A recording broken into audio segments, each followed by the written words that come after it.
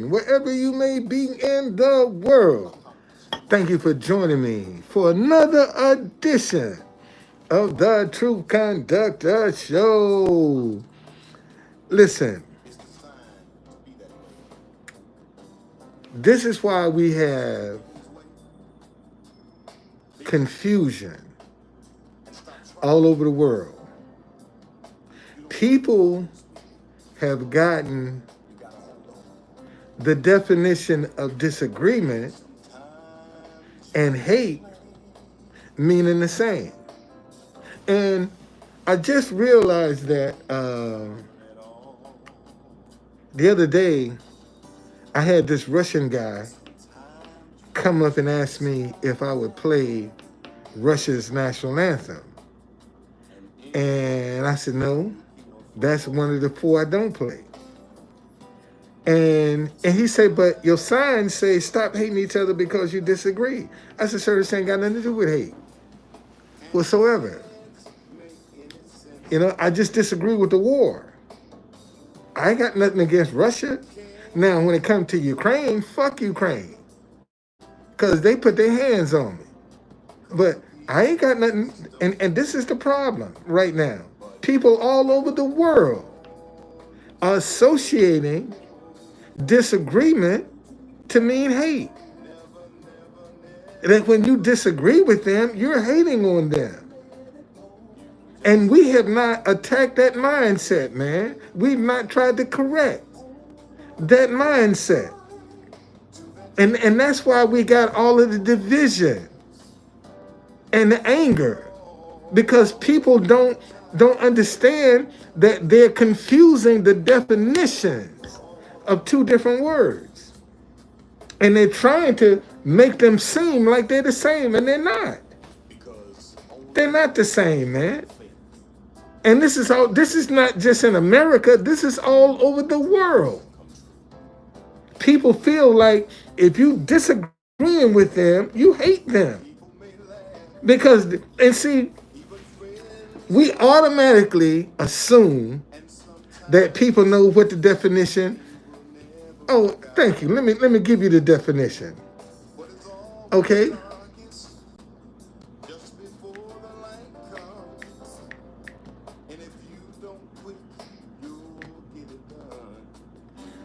Disagree.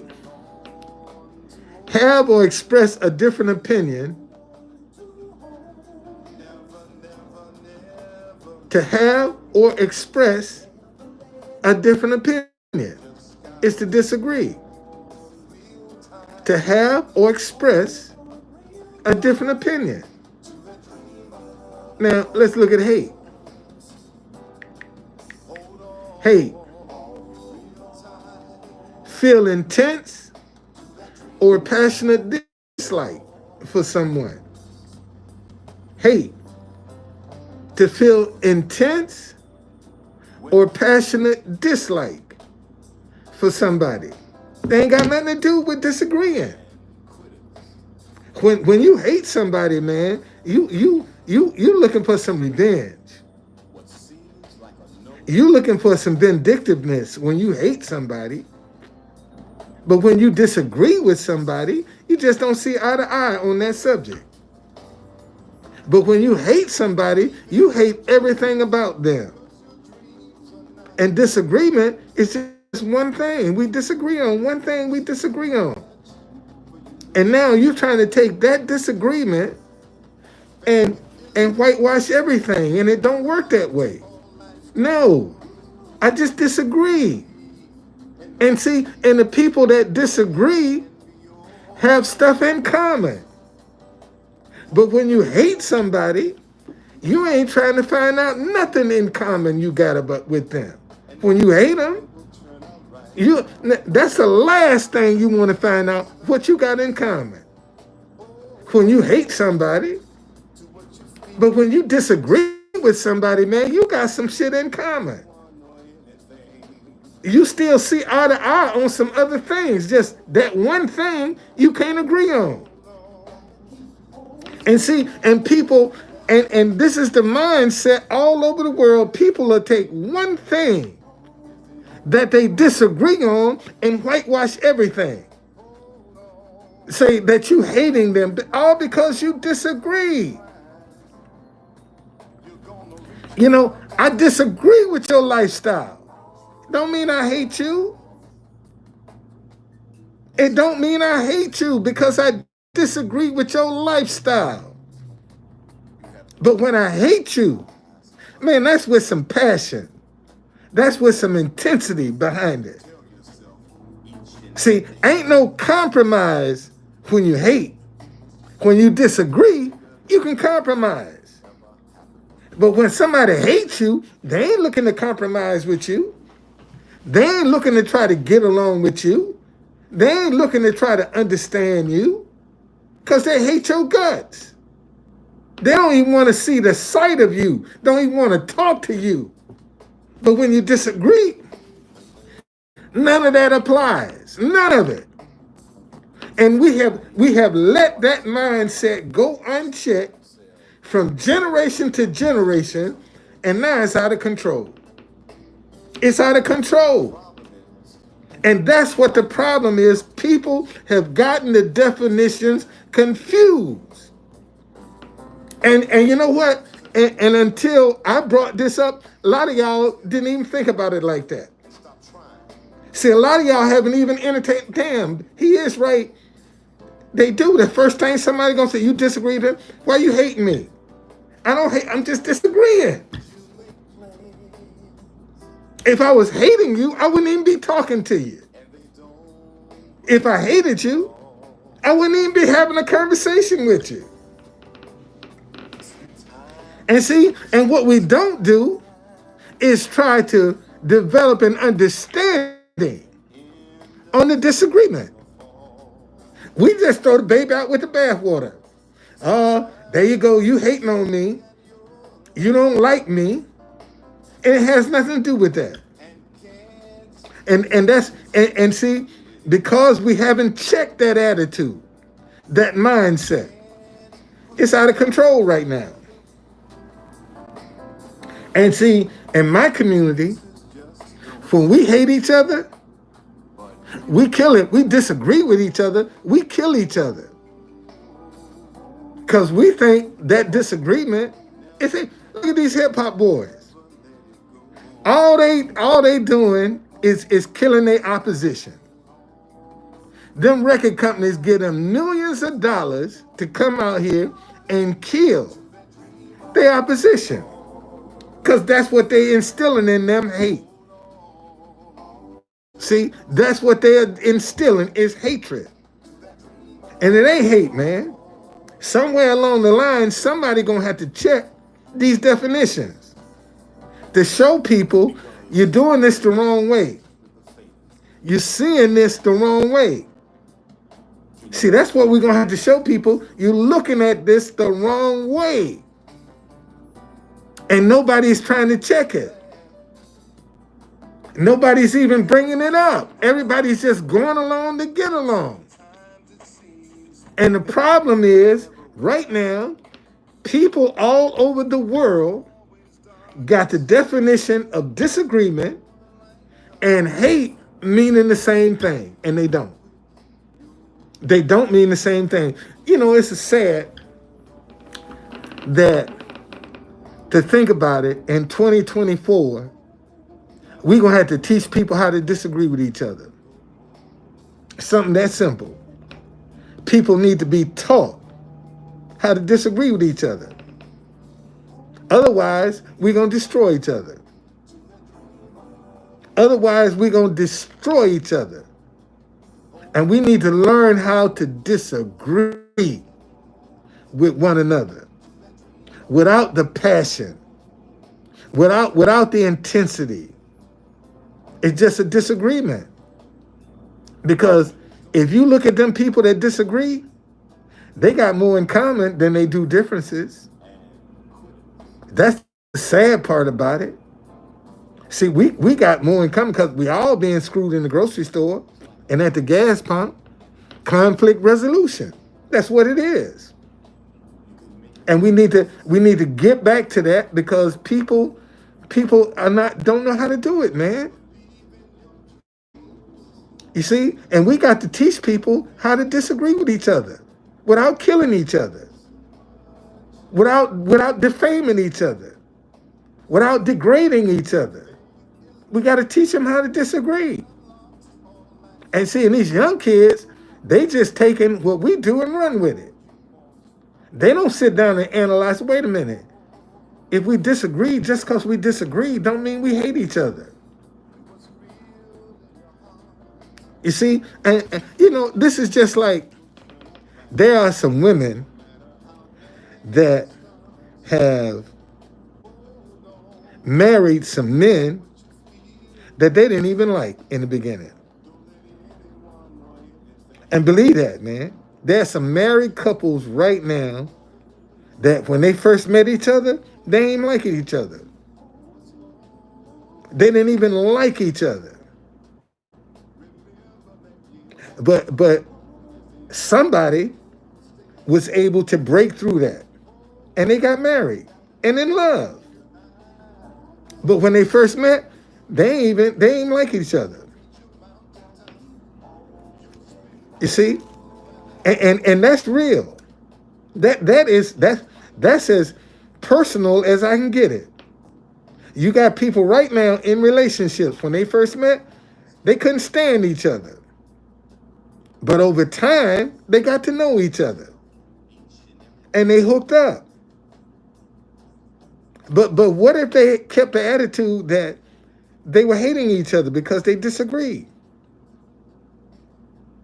And see, and in all relationships, man, you're going to have disagreements. You're going to have disagreements. In all relationships. Man, I just went on X and I was playing the national anthem of Taiwan. My whole live broadcast. You know, they just had an election over in Taiwan. A new president was elected, and China is against the election. So I said, let me poke this bear. Let me poke him and see what's going to happen. Let me get on here and tag Taiwan and tag China playing their national anthem. Let's see if they're going to say something to me. Because they made Dwight Howard apologize. Now, you know, if they came to me and tell me I got to apologize for playing Taiwan's national anthem, shit. Not me. That's some little dick energy right there. I ain't got nothing to do with that. That's some little dick energy. You gonna make somebody I ain't in that category. I ain't in that category. And see, I'm in a win-win. I win either way. If they don't say something to me, I'm still in the same position where I was. And if they do say something to me, now they give me more exposure.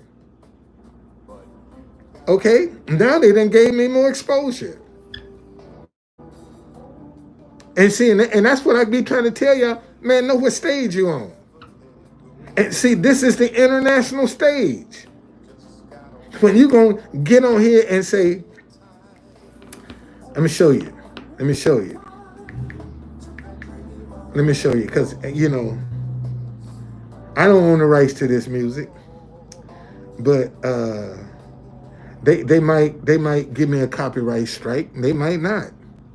But this is the national anthem of Taiwan. Right here. And man, if the world got on social media right now and just started playing the national anthem of Taiwan, what China gonna do? Just like all of the people that's supporting Palestine, they marching in the streets. But see, if people get on social media and just start, and you don't think music ain't powerful? Music is powerful, man. Music is the one thing that can hit you and you ain't gonna feel no pain. Music.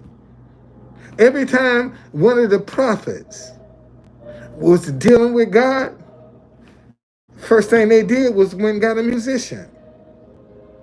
So why don't we try to take music and use it positive? And if everybody would just play Taiwan's national anthem all over social media, what China gonna do? What they gonna do? And then Taiwan can invite me to Taiwan, and I can tell them, hey, if I need you to bring my wife over here too, because we ain't had a honeymoon. And you right next to the Philippines. So yeah, I come. Be great for tourism. Can you imagine? And see, let me show y'all. See, a lot of y'all be talking about I'm crazy and I'm all of this, but see, all you got to do is let one through the door.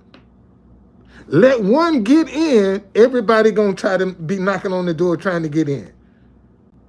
That's all you got to do is let one in. And everybody else is gonna be trying to get your attention.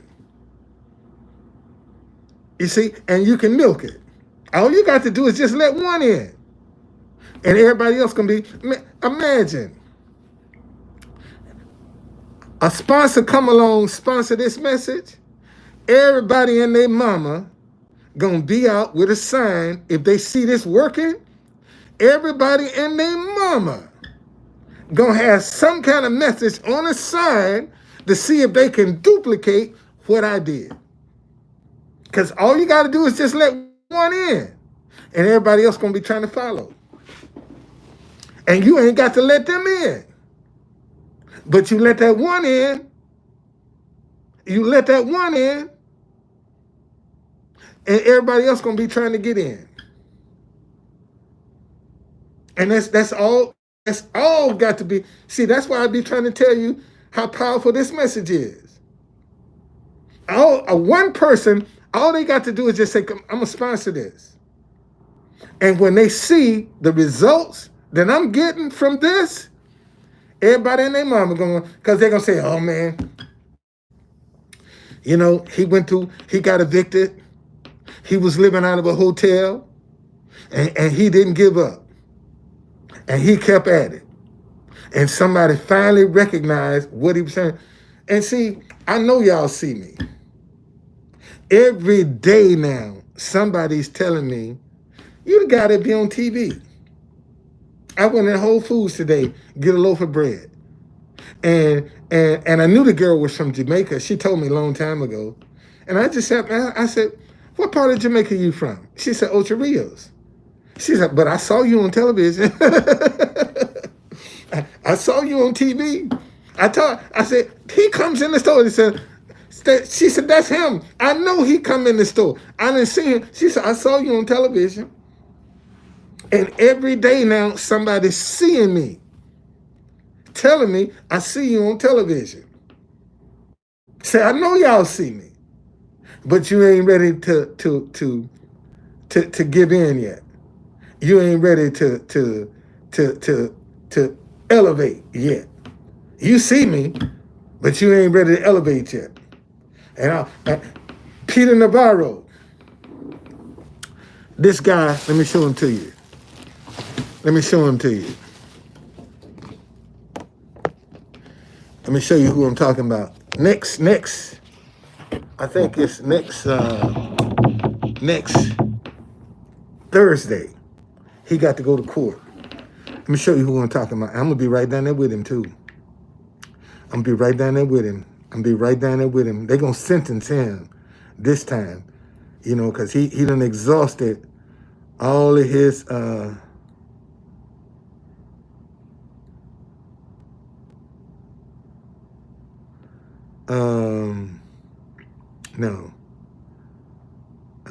close. Let me show y'all who I'm talking about. Peter Navarro. Oh, this guy. Hold on a second. Hold on, let me get another one that ain't got no right no with him. This guy right here. He gets sentenced. He's gonna get sentenced next next Thursday. And see, and this is what I've learned. This is what I've learned since Rudy Giuliani. This time, I got to stand about 6 feet behind them. See, the mistake I've been making, I get right up on them. I'm right behind them. And that way, when they zoom in, they can cut me out. But if I'm back in the background, backing up, even if they zoom in, you still gonna be able to see me in the background. See, all I got to do is take my sign and just step back. See, when I was carrying this sign, they could crop me out real easy when I had this sign. And I went to the White House one day, and this white guy walked up and said, "Man, you need a smaller sign so they can stop cropping you out." I said, that's a good idea. And I went down and I told my sign person, I said, "Make me a smaller sign. Make me a smaller sign with the same way. Just make it smaller." And that's how I got this sign right here. See, so now I don't have to. So if I jump on the train and go to New York, see, it was bulky trying to carry this sign. I just jump on it with this one now and go to New York. I ain't got to worry about it. I could get on the bus with this if push come to shove. Like right now, Trump is having his defamation trial, and I'm sure it's going to come to a close next week. The verdict is going to come out. Man, if God want me to be there, I'm going to be there. I'll be right up there when that verdict come out with her. I'll be right there. I'll be right there if that's where God want me to be. Hey, y'all, it's 2 days for my birthday, boy. This time last year, I was getting evicted. I mean, a woman, she was treating me like shit to get my stuff out that apartment. She treated me like shit. But this time last year, man, today, I was being evicted. This time last year. And look, and it's, it's been a hell of a ride. But I'm still here. I'm still in the game, man. I'm still in the game. And my tours are picking up. My tours are picking up. They're picking up. So it's just a matter of time. And I don't know if a lot of y'all don't pay attention to this, but this month gonna be some strange alignments in the planets. Pluto, I think on the 25th or sometime this month, haven't been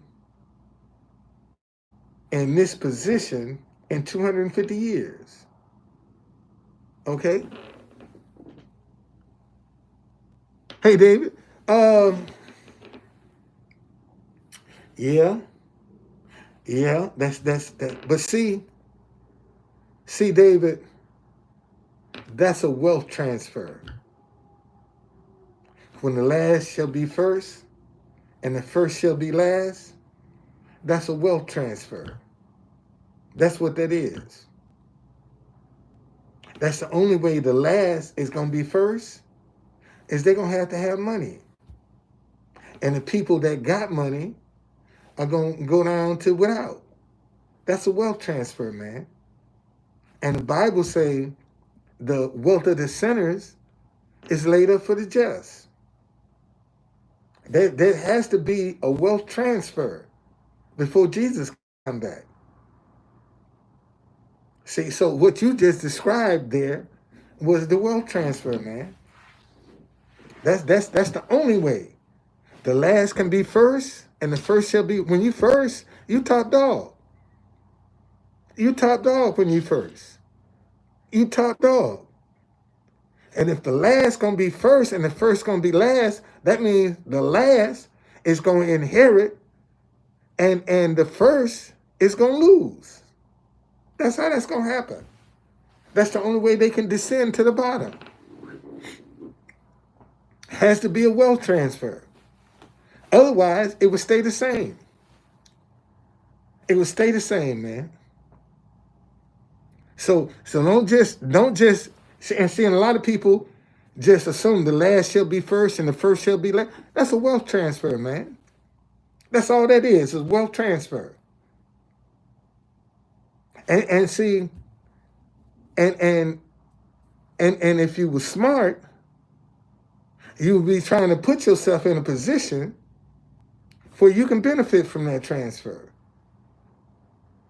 And you ain't got to lie, cheat, steal, or deceive. All you got to do, man, is be right by people. And do right by people. And you're going to be blessed. And that's what folk struggle. My Bible at. Let's see what we got. Let's see what we got here. By the way, David, are you a minister? David? Are you a minister?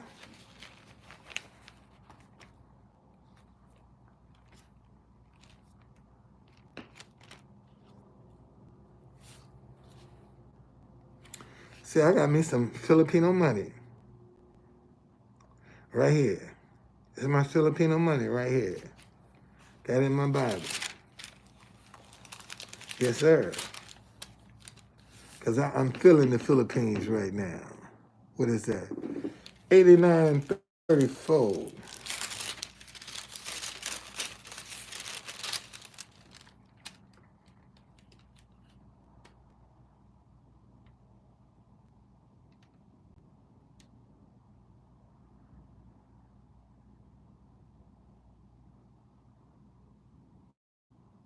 Okay, so let me start back.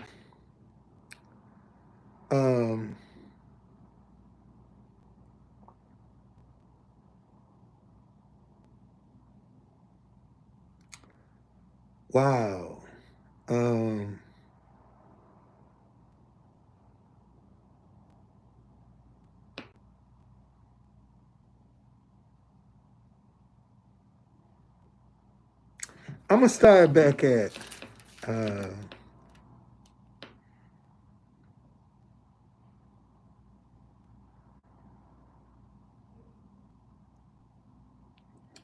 I'm going to start back at verse 19. Then you spoke in a vision to your Holy One and said, I have given help to one who is mighty. I have exalted one chosen from the people. I have found my servant David. With my holy oil I have anointed him, with whom my hand shall be established, also my arm shall strengthen him. Verse 22, the enemy shall not outwit him, nor the sons of wickedness afflict him. I will beat down his foes before his face, and plague those who hate him. Y'all see, you see why you playing with fire, man, when you out here hating on somebody God has chosen, God has anointed, and your butt out here hating on him. But my faithfulness and my mercy shall be with him, and in my name his horn shall be exalted. Verse 25. Also I will set his hand over the sea, and his right hand over the rivers. He shall cry to me, you are my Father, my God, and the rock of my salvation. Also I will make him my firstborn, the highest of the kings of the earth. Verse 28. My mercy I will keep for him forever, and my covenant shall stand firm with him. Verse 29. His seed also I will make to endure forever, and his throne as the days of heaven. Verse 30. If his sons forsake my law and do not walk in my judgment, verse 31. If they break my statutes and do not keep my commandments, verse 32. Then I will punish their transgression with the rod and their iniquity with stripes. Verse 33. Nevertheless, my loving kindness I will not utterly take from him, nor allow my faithfulness to fail. My covenant I will not break, nor alter the words that have gone out of my lips. Verse 35, once I have sworn by my holiness, I will not lie to David. See, man is going to deceive you. It's going to cheat you, going to lie to you.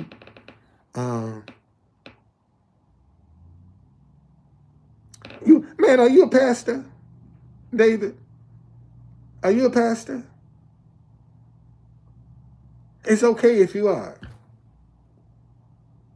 I'm just curious, just to know, because you know a lot of word. And I'm just wondering if you're a pastor.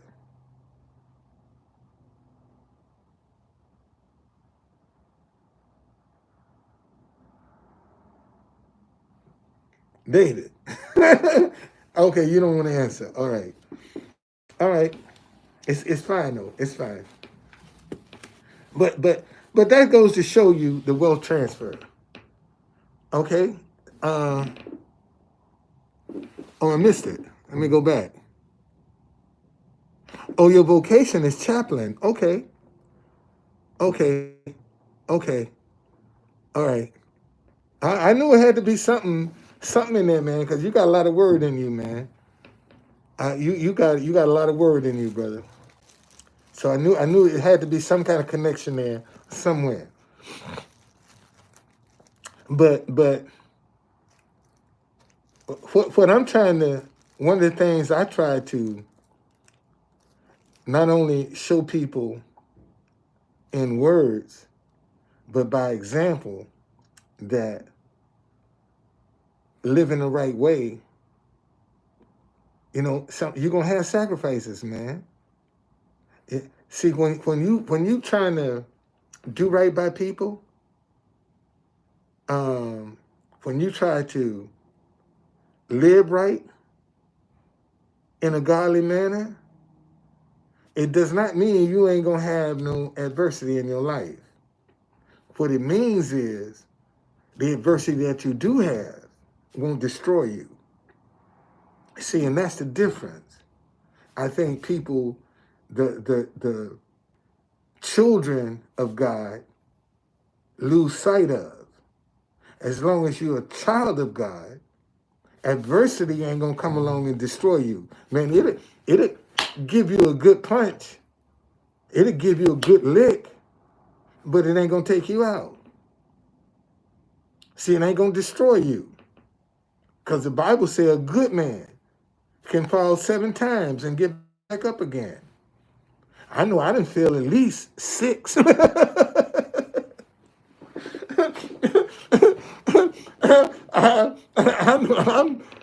know I didn't fail at least 5 or 6 times already. And I'm still in the game. I'm still here. Hell, January 17th last year was a fall. That was a fall. And look where I landed, in a hotel. And look where I landed, in a hotel. That was a fall. I landed in a hotel. See, that's why I say, if you living right, man, and when adversity come up on you, man, it'll get you it'll get a lick in, but it ain't gonna destroy you. And see, and I've had to learn that going through this process. That's why now Man, I stopped worrying about this. And see, this is how the enemy tricks you, because it gets you looking at what you can't control, and what you ain't got no influence over. See, you can't control God's blessing. How God gonna bless you? You can't control that. When he gonna bless you? You can't control that. How he gonna bless you? You can't control that. You just have to live with it. Okay? You just gotta live with it. So now, man, stop counting yourself out. Stop beating yourself up because something might not be going the way you think it should go.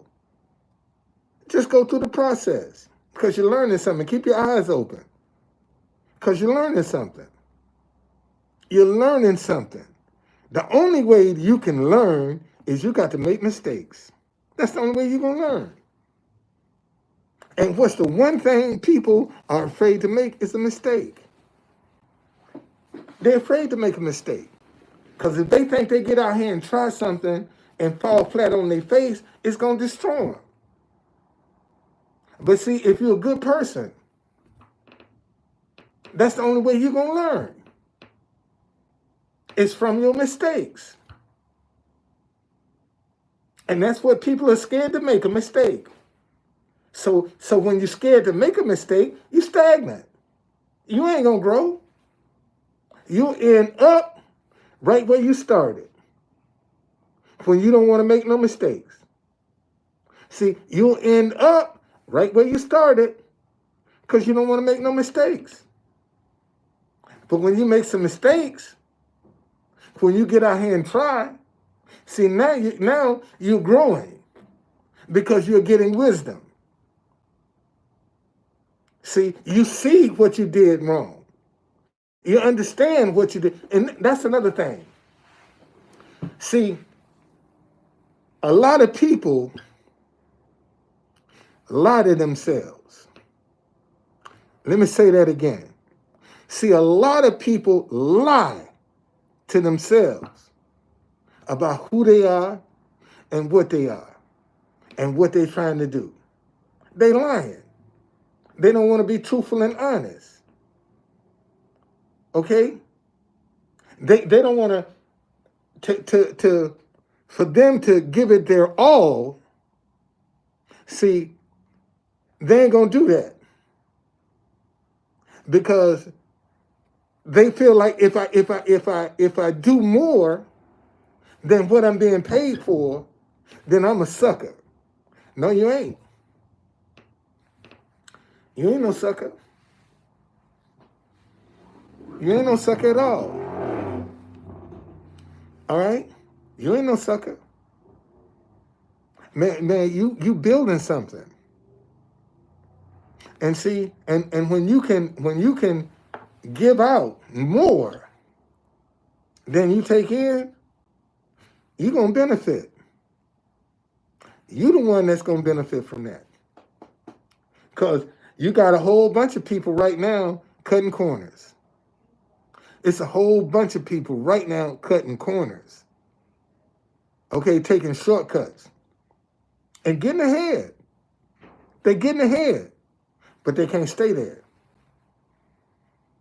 See, that's like that boy out of New York, that congressman out of New York that they just can't see. He took some shortcuts, lied, cheated, and got all the way to Congress and got kicked out. See, lies, deception, cheating will get you in the door, but it can't keep you there. It can get you in. You can be dishonest, you can lie, you can cheat, you can get in the door, but it ain't gonna keep you there. And sooner or later, you're gonna have to pay the piper, because the truth is gonna come out. See, the Bible say truth crushed to the earth shall rise again. And see, a lot of times when people think they done destroyed the truth, they destroy you. You standing in your truth, and they try to crush you to the earth, Bible says you're going to rise again. Truth crushed to the earth will rise again. All you got to do is stand firm, man, and not give in. That's all you got to do. You think sometimes it ain't tempting to get out here and divide people? Do you think that ain't tempting? He certainly will. He certainly will. He certainly will. And if you notice, a lot of that exposing is happening right now. Look at the stuff that's coming out, man. People, man, I'm glad my mama ain't even here to see this about T.D. Jakes was her man. That was her man. She would get up every Sunday religiously to watch T.D. Jakes. That was her man. And for him to be caught up, for her to see him caught up in what he's caught up in now, shoot, man, my mama that probably would send her over the edge. And she was a pastor. And it probably sent her over the edge. That's how much respect. And see, we got a lot of people right now that we done put on pedestals. We have given them an abundance of respect, and they some bona fide freaks behind closed doors. But we idolize them in public, and they some bona fide freaks behind closed doors. Right now. And if you want me to give you an example of what I'm talking about, look at Barack Obama. Bona fide freak. How you gonna say that about Obama? Because all he pushes is same sex. That's all he pushed. Homosexuality. He did more for homosexuality than he did for black folks. If Barack Obama did anything for black people, them 8 years he was in the White House, he'd be a dead man right now. But the people that benefited from his presidency was the gay and the lesbian group. They're the ones that benefited from Obama. And he's still pushing that. He's still pushing it. So now, if he gonna push that kind of lifestyle in public, what you think he doing behind closed doors? Let me ask that question again.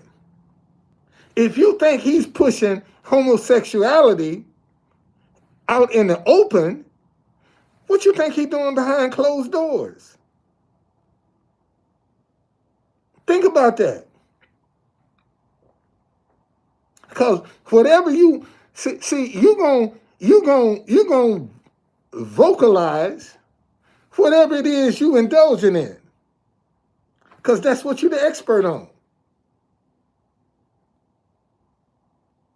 You see, if you were an adulterer, that's what you're the expert on.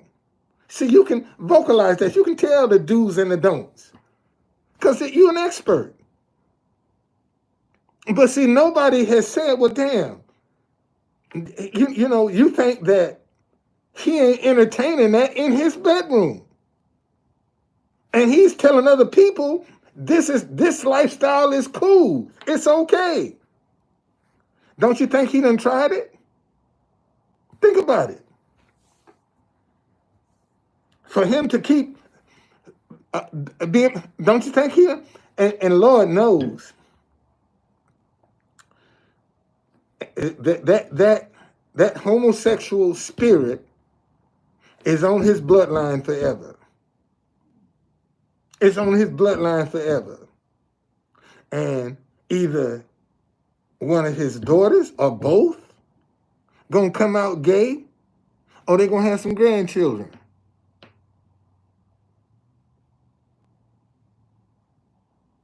Well, yeah.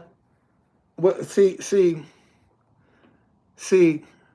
God is no respecter of person, but man is, David. God is and they show it in church. See, man is a respecter of persons. That's why when you're in church and a visiting pastor can come, or when they have a special program and a bunch of pastors come to your church, see, they don't sit out among the people. They have to have special seating. They have to have a special section. You see, and afterwards, after the program, see, they gonna go and eat dinner. Okay? And the rest of the church ain't gonna be invited. But them pastors will sit there and eat, and members are gonna have to serve them. See, the church is respecter of persons, but God ain't. And that's the difference. See, that is the difference. And some of them people in the pulpit are guilty. And they'll tell you God is no respecter of person. But let a bum that's stinking, smelling like pee, come in there and try to sit up on the front pew. Shoot, no, buddy. You got to go outside. We can't let you in here like that. And that could be an angel in disguise.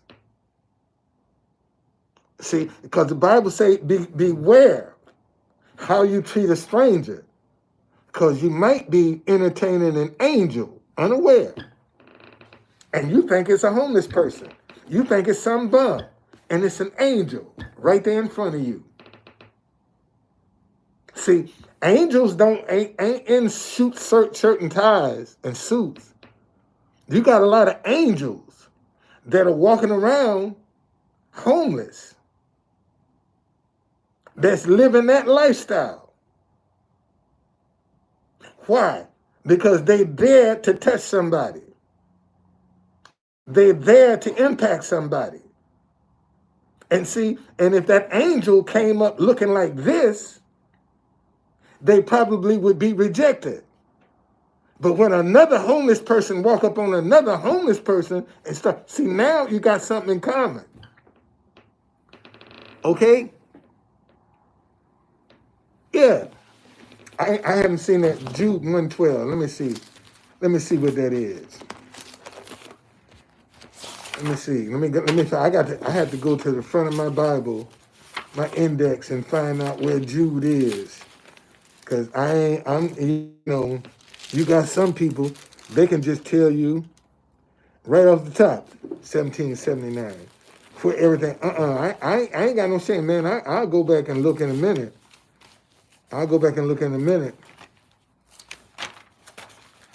Let's see here, 17.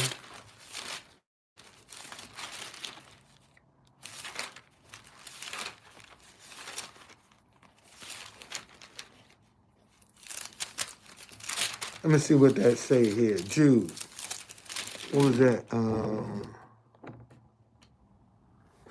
1:12.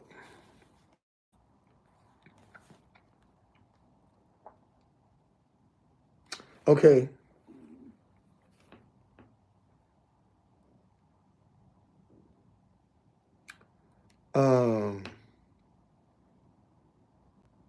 Okay. Let me start this at verse 5. But I want to remind you, though once you knew this, that the Lord, having saved the people out of the land of Egypt, afterward destroyed those who did not believe. Verse 6. And the angels who did not keep their proper domain, but left their own abode, he was reserved in everlasting chains under darkness for the judgment of the great day.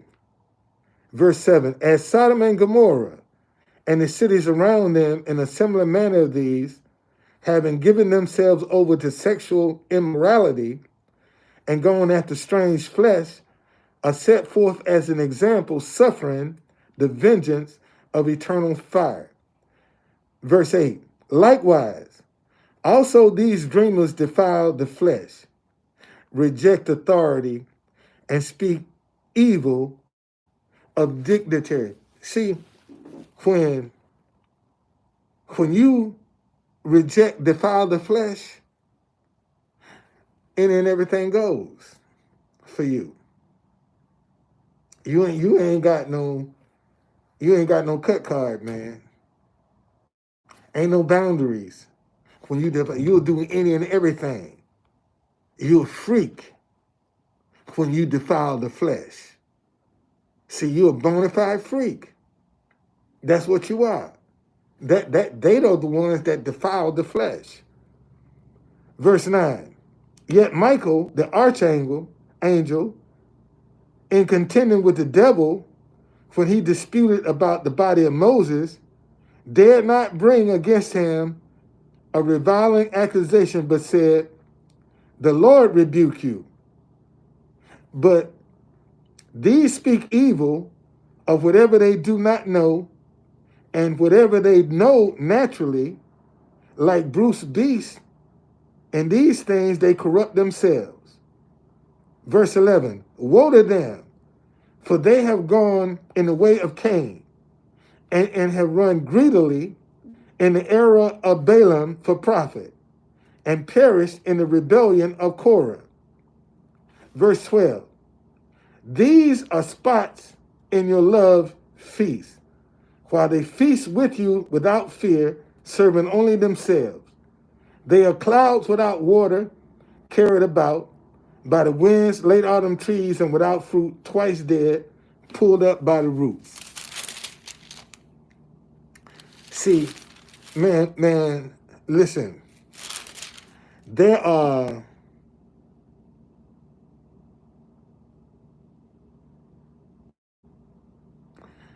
so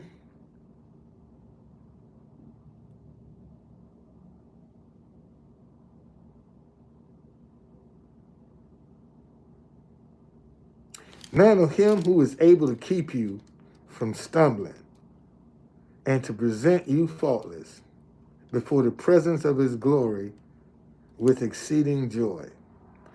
Man, there's so much about this word that you can get into. And you're welcome, man. There's so much about this word that it just it's never exhausted. You can always, like somebody asked me, why you keep reading Proverbs? Because you always will see something new, something different. And see, and it's moments like this when you're going through some stuff that you can fall back on the word. See, you got a lot of people that are going through some adversity, and they are falling back on everything else but the word. They falling back on psychics, on their horoscope, on card readers. See, they'll fall back on anything but God. They won't fall back on God. They won't trust God, but they'll trust a person that can read them a set of cards.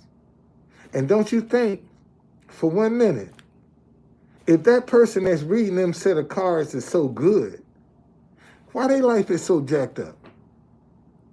Why they down in the poor community with you? If they were so good at what they do, how come they can't even say, this is what my cards did for me? This is the mansion I got. This is the money I got. See, they can't never show you what they have, but they can always tell you what you gonna get. And you fall for that. But they can't show none of that on their life. See, they can't show you none of that they done manifested in their life. But they can get you to believe what they telling you is true. But you can't see none of that on their life. And a lot of y'all fall for that flim-flam. A lot of y'all fall for that garbage. And that's what I be trying to tell you, man. When people start talking to you about examples, if they can't use their own life and show you, they just after your money. That's all they after is your money. Because what they're telling you is what somebody else did. But they can't never share with you from a personal experience. That's why you have to be careful, man, who's talking to you and who's teaching you. Because anybody can teach you about what somebody else did. But see, that's all they can do. But when they start talking about how they did it and what they went through, see, now they can show you the process. Now they can show you the steps you need to take, what to avoid. See, where the detours are. But when you're trying to explain what somebody else did, you don't know none of that information. You don't have that information. But with your own self, you can talk about yourself for days. See, I didn't even know it was a such thing as people living in a hotel until I found myself in that position. Never in my wildest imagination, man, did I think people were calling the hotel home. Never in my wildest imagination. That never crossed my mind that there are people living out of a hotel. Never crossed my mind. Never crossed my mind, man. Never crossed my mind. And I mean, I've been doing it for years. They didn't just stop, been doing it for years, living out of a hotel. I was talking to one of the cameramen for the Associated Press, and he always giving me some play, man. Always giving me some play. And one day we was talking, and he said, no, man, I've been in this business for 20-something years, and me and my wife, we fell on a hard time. We live out of a hotel. And I said, for real? He said, I said, man, I just got evicted myself. I live out of a hotel. That's the first time I ever heard anybody say they live out of a hotel. And then I started paying attention to some of the people that stand here, and they've been here a long time. A long time. They've been right here in this hotel. This is home for them. You see, so you know, if a person is talking to you and can't show you that example on their life, they just want your money. That's all they after is your money. And a lot of y'all just gonna give it to them too. That's what a lot of y'all gonna do. Just give it to them. Just that simple. All right. So, man,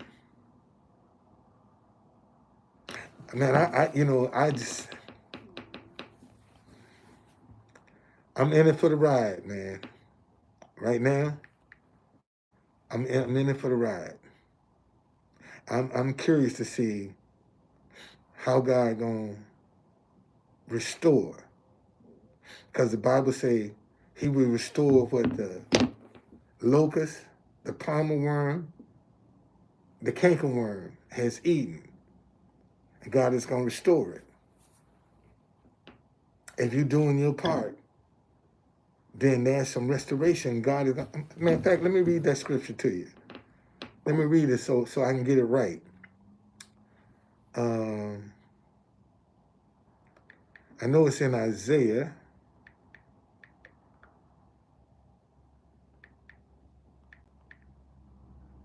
Oh no, it's Joel.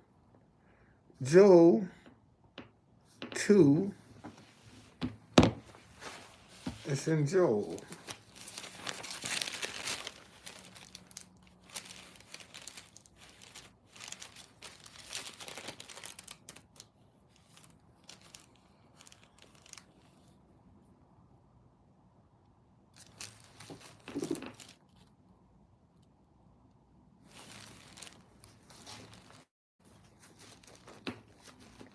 so you can see this, and you won't think that it's something I'm saying.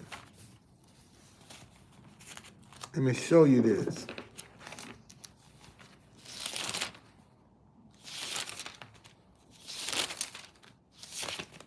Here we go. What I say? 2.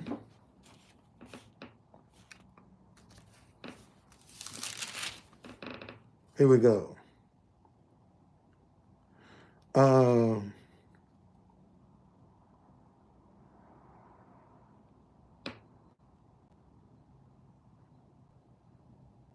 I'm gonna start at verse 21. Fear not, O land, be glad and rejoice, for the Lord has done marvelous things. Verse 22. Do not be afraid, you beasts of the field, for the open pastures are springing up, and the trees bear its fruit, and the fig tree and the vine yield their strength. Verse 23. Be glad then, you children of Zion, and rejoice in the Lord your God, for he has given you the former rain faithfully, and he will cause the rain to come down for you, the former rain and the latter rain in the first month. Verse 24. The threshing floors shall be full of wheat, and the vats shall overflow with new wine and oil. Verse 25. So I will restore to you the years that the swarming locusts have eaten, the crawling locust, the consuming locust, and the chewing locust, my great army which I sent among you. Verse 26, you shall eat in plenty and be satisfied, and praise the name of the Lord your God, who has dealt wondrously with you, and my people shall never be put to shame. And notice that the wicked man don't ever praise God. Don't ever thank God. See, that's the difference. Listen. And you shall eat in plenty and be satisfied, and praise the name of the Lord your God, who has dealt wonderfully with you. Joel 1:4. Okay, hold on. Hold on.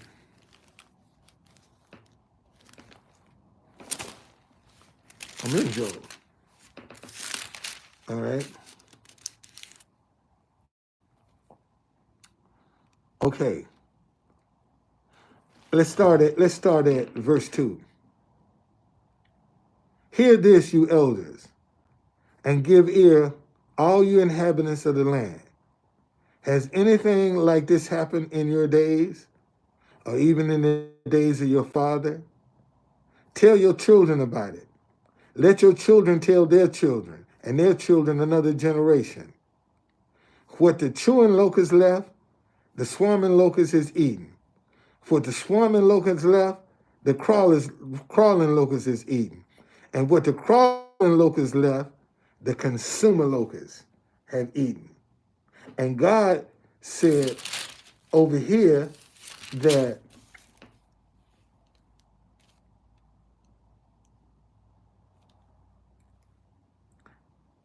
so I will restore to you the years that the swarming locust is eaten. Think about that, man. Think about that. That's restoration. When God say, I will restore, let me look up the definition of that word, restore. Let me look up that definition. Because, see, a lot of times we take for granted that people understand the definitions of different words. And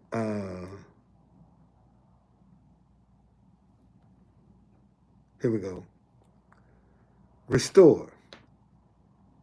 Bring back a previous right, practice, custom, or situation to reinstate. And when God say He's going to restore to you the years that the swarming locust is eating, the crawling locust, the consuming locust, and the chewing locust.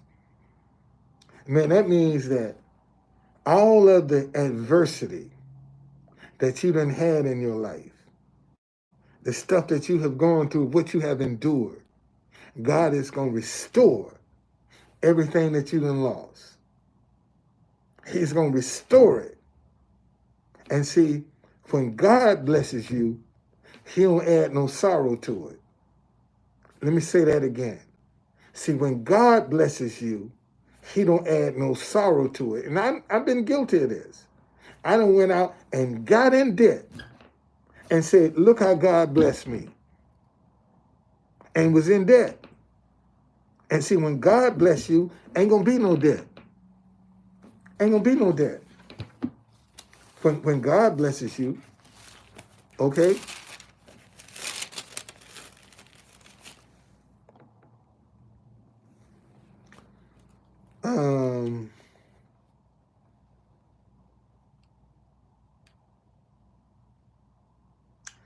I'm gonna go back to verse 6. Therefore, this is 1 Peter chapter 5, verse 6.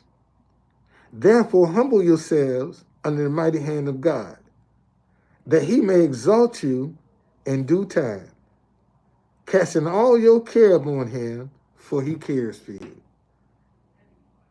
Listen to this, y'all. Therefore, humble yourselves. Let's look up that word humble.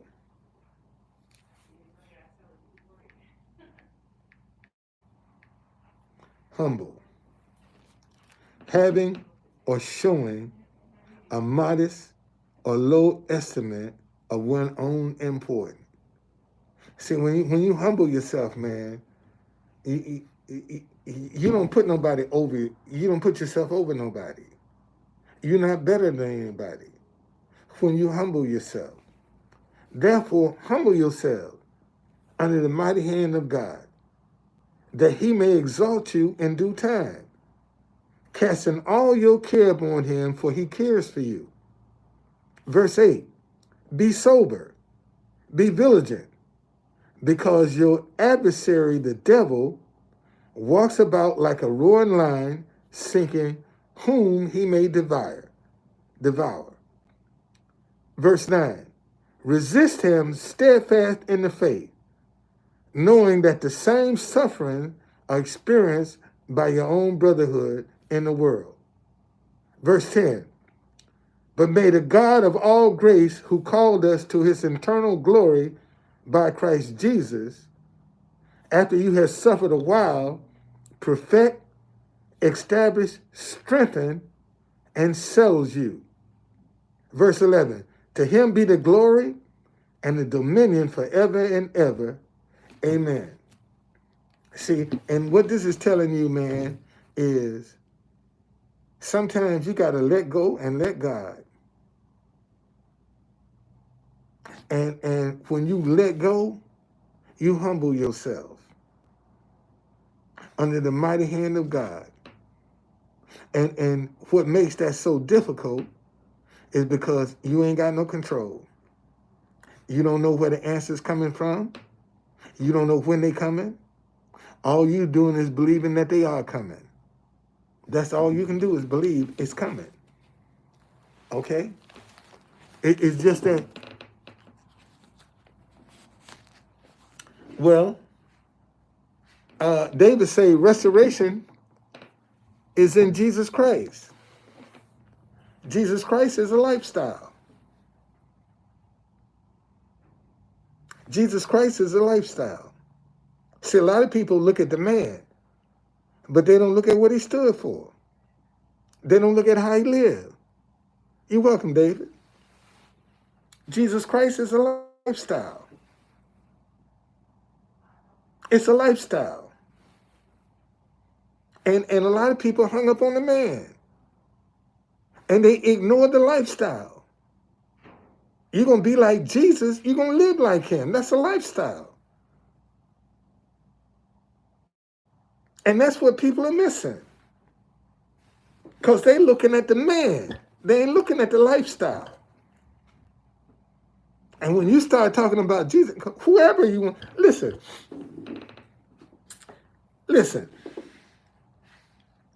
See, this is the problem I have with some Christians. They got 3 or 4 different nicknames, but they can only hold Jesus to one name. Okay?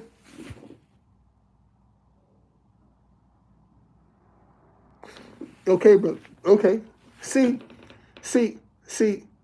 I mean, listen, let me show you. I go by the name of Truth Conductor. I go by the name of Donnie. I go by the nickname of DC Don. I go by the nickname of Top Hat. What else? That's 4 I can think of right off the top. And I'm the same person. Captain Buddy. I'm the same person. I'm the same person, but look how many nicknames I got. And you gonna tell me Jesus only got one name? That Jesus only got one name? And you got 2, 3 different nicknames? How's that? How is that? How is that? And you can only give Jesus one name, but you got several you answer by. So don't you think Jesus got several names that he can answer by? Look at God. God got more than one name. Look at God. Matter of fact, let me show you. Since y'all don't believe me, let me show you. Let me show you. Let me show you.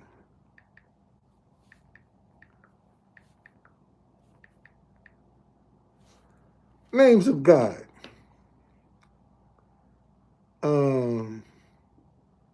21. There are 21 names of God. 21. Jesus' daddy got 21 different names.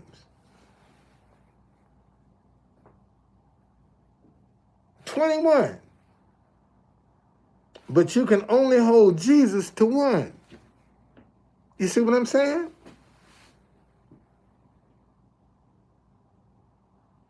And somebody in English, it might be Jesus, but in another language, it could be something else, and it's the same person. They just use a different nickname. Same person. And if you go back and look at all of the different Bibles, they all carry the same stories. They just have a different point of view. They basically got the same stories, but from a different point of view.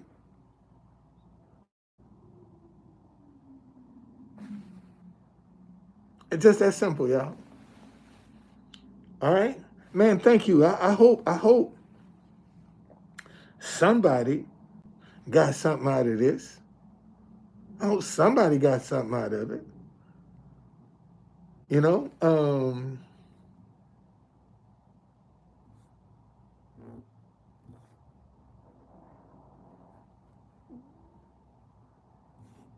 But we got to do better, man. We got to do better. We got to do better. We got to do better. And you know, we're going to have to attack these mindsets that people are stuck in. Okay? We're going to have to address, because we're assuming that people know and they don't know. But we make the assumption that they do know, and they don't. And you can't blame them that they don't know. But you have a responsibility to try to teach them. and try to enlighten them. Try to say, hey, this don't go that way. Come this way. And that's the problem in the body of Christ. We ain't got enough people to say, hey, man, you're going the wrong way. Come this way. This is the way you're trying to go. All right? Because, you know, we kind of discredit ourselves by some of our deficiencies that we have. You know, man, and I'm talking about restoration.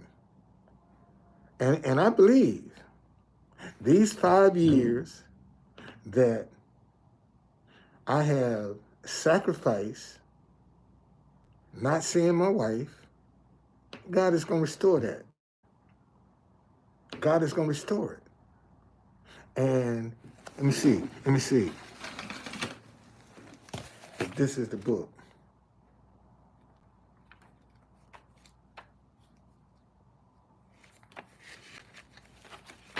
See, this is the one.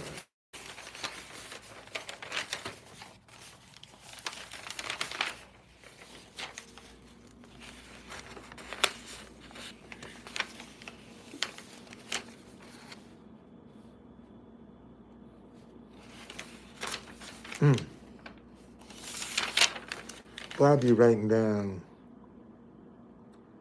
I'll be now. Let me show you. Let me show y'all. Just. Let me show y'all. I'm gonna show this to you. You see what I wrote right here? You know, the Bible say, write the vision and make it plain.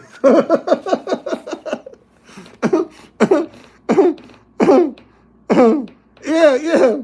Listen, write the vision, make it plain. You see that? My wife Vivian is the best sex I ever had in my life.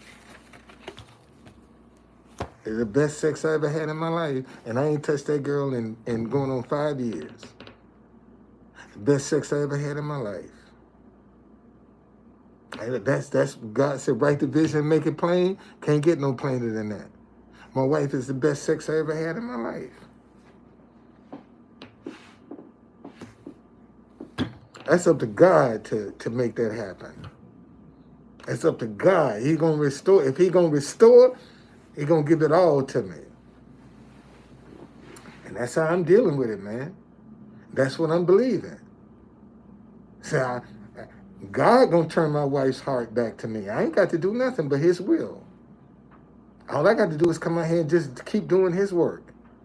God will turn my wife. See, listen, y'all. Ladies,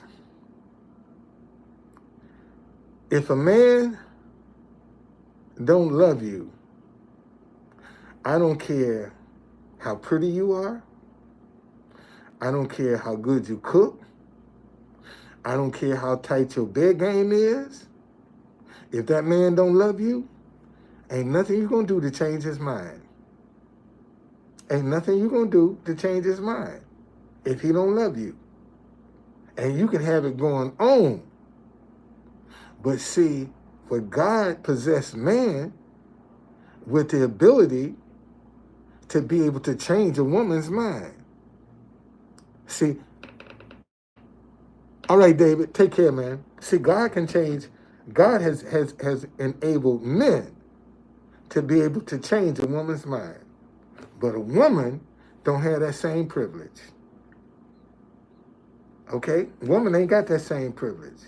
But a man can change a woman's mind. And that's what God to turn my wife's heart back to me. And son. And we'll live happy ever after. All right? All right, y'all. I got to get out of here. See you later.